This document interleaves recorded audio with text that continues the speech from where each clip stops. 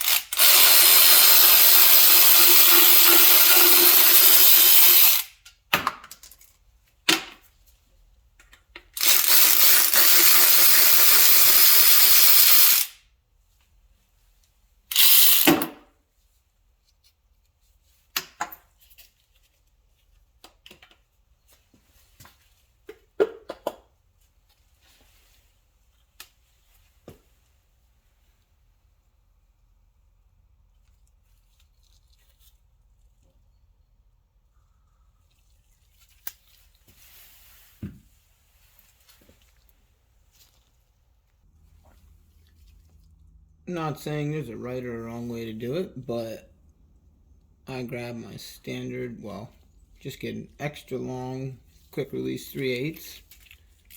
Once again, we're going with our Caseman 16mm impact swivel socket. Amazon special, give them a check out, really recommend it. But what I do is I always go through and things like this and I bust my bolts loose. Already sequence 7, busted them all loose. Now I'm going to throw it on the battery ratchet and take them out.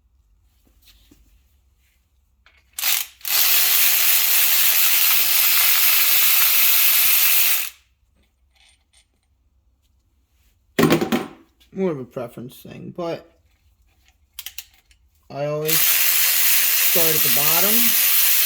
That way I have my bolts at the top, still holding the weight. In case anything were to let loose as soon as I take these top bolts out. But in all reality, this diff shouldn't go nowhere. It should just slide straight through.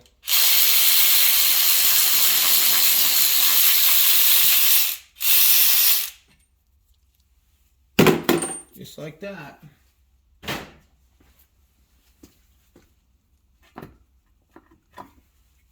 Grab a hold of it. Keep a hold tight because it is heavy. There you go. Got your BMW front diff out. We're going to clean it up some, even though it's not in terrible shape. We're going to re-lube it up in the inside. And this is going to be inventoried here later. Thanks for watching. That's how to remove your front diff on an E46 BMW that is equipped with all-wheel drive.